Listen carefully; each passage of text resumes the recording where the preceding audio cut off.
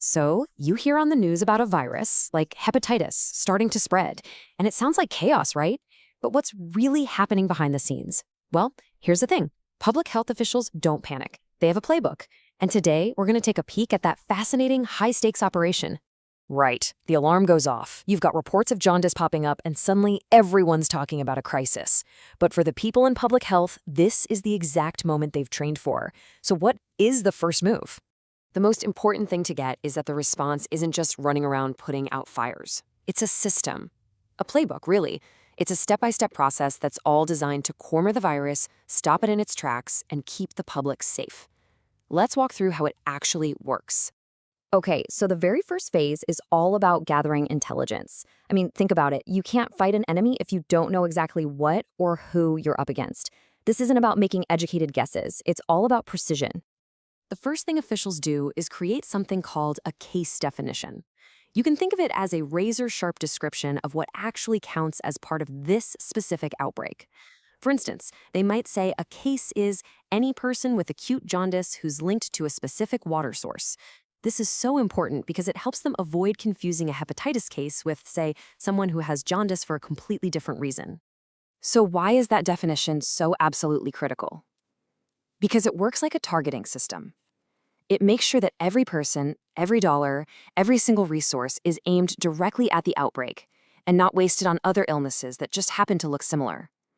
It's all about moving with speed and total focus. All right, once they have their target locked in, officials start tracking a really crucial number, the attack rate. This tells them exactly how fast the virus is spreading through the community. Is it picking up speed? Is it slowing down? This number is like their real-time dashboard, telling them if the things they're doing are actually working. And now we get to the action phase.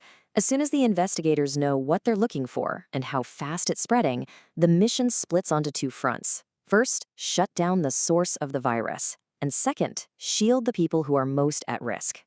Here are the tactics they use on the front lines. Now, for viruses like hepatitis A and E that spread through contamination, it is all about breaking that chain of transmission.